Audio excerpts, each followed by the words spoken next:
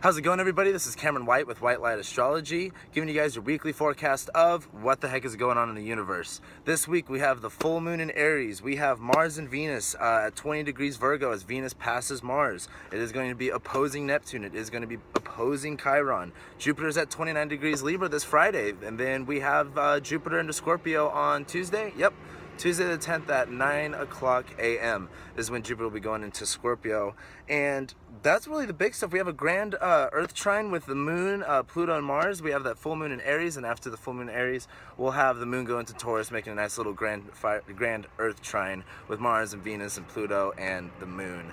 So the biggest thing I want to talk about is the full moon in Aries. This is really, hold on, you may not hear me, got a diesel truck driving by, but the full moon in Aries, it's at least for me, because I got Saturn in Aries, so I always feel it really big every single year. However, this full moon in Aries is really just kind of the tee up, the kind of like quick last words of a pump up before we go into this Jupiter and Scorpio period. And then, you know, once Mars and Venus go into Libra, and Mars and Venus then go into Scorpio, and then Saturn going into Capricorn, this is just really the week to kind of really pump yourself up.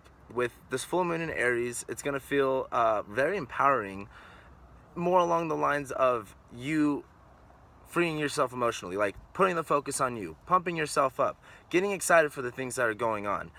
However, the biggest thing is that once you get to that certain, level, we're going to have a lot of, it's mostly this, honestly, this Mars and this Venus energy that's really got me kind of tongue twisted right now, because I kind of want to talk about that, because this full moon in Aries just really isn't like crazy. Like, it's going to be a highlight of emotions, and it's going to be really like, yeah, like, go time, let's feel it. It's time to strive for this independence. It's time to start to feel, like yourself again. With this Aries energy, it's all about self-liberation, and, well, not necessarily self-liberation, that's the Uranus and Aries energy I'm kind of picking up on. But moon in Aries, just like, you're really emotional towards yourself. And with this, with Libra season right now, we have this opposition going, really highlighting all of this Aries energy of us feeling this energy, which is, Aries energy is just very loud yet very controlled. It's Aries energy is noticeable. It's very unique, and it's very characteristic. It's got a lot of character in it. And so when you see any planet go through Aries, you can definitely feel the energy. It's like, Mars rules Aries too, so you definitely feel like that,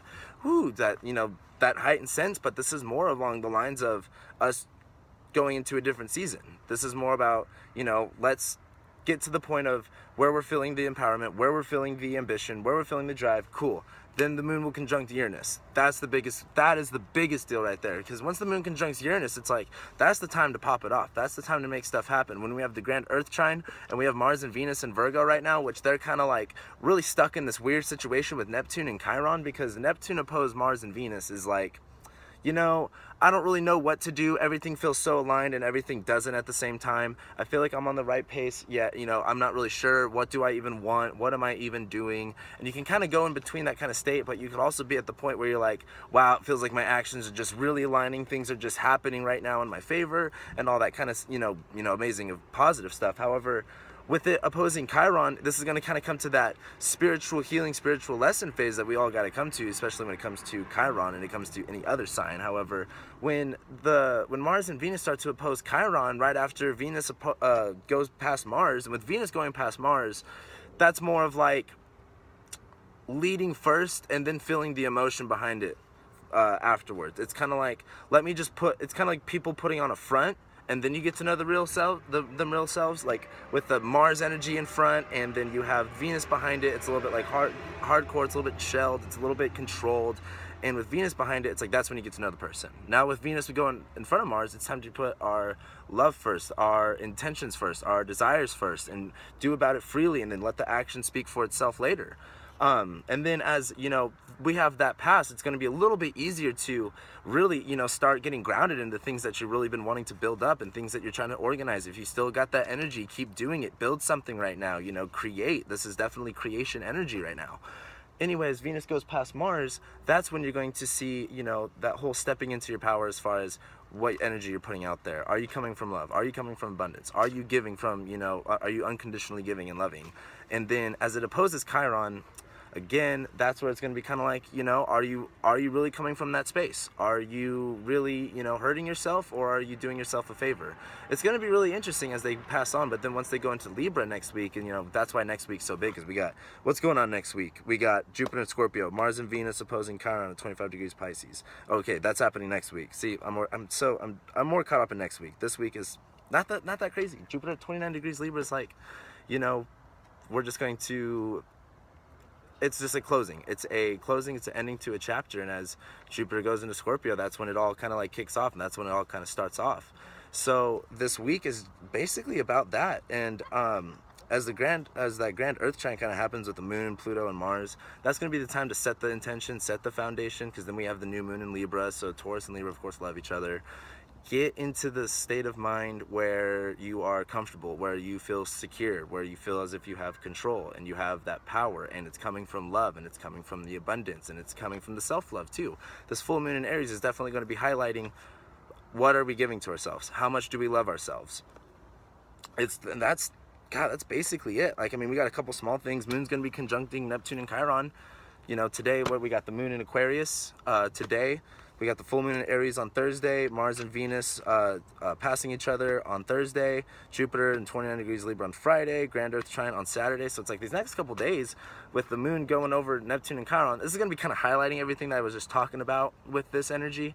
So you'll kind of be able to pick up on it a little bit more, kind of understand what it is the universe is trying to fucking show you, honestly, throughout the next couple days. I think that's happening on like Monday.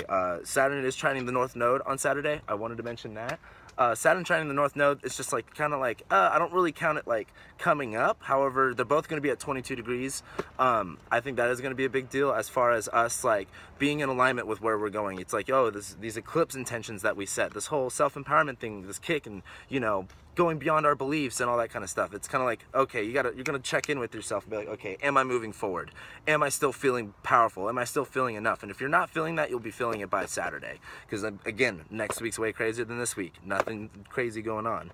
And then Sun and Mercury square Pluto. Sun and Mercury square Pluto is just kind of like, yeah, we're still changing the way that we work with each other with all this Libra energy that we experience with Jupiter and Libra. It's kind of like, okay, we get it now, we're wearing that, we've worked on it, but with it squaring Pluto, it's kind of like, there's always going to be changes. There's always going to be things that aren't working. Just because Jupiter goes through a sign doesn't mean everything's perfect. It means, you know, or I mean, especially with the square to Pluto, it's like, you know, there's always going to be this part of you that doesn't want to attach emotionally. This is, you know, Pluto and Capricorn.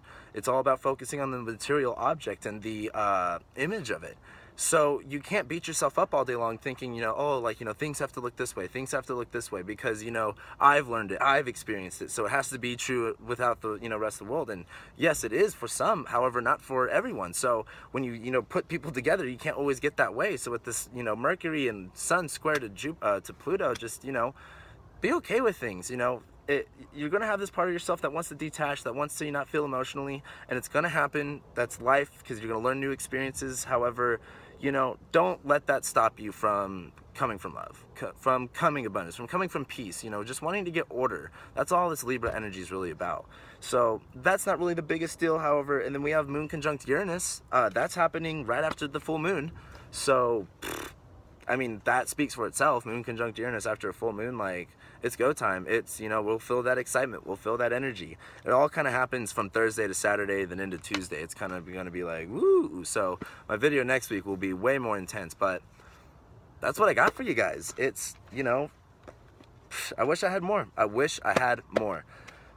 But this week's not really, you know, too crazy. It's just check yourself. Don't abandon yourself. Don't flee away from anything. Don't avoid anything. Just look at it. Just be with it and get back into your groove for this full moon.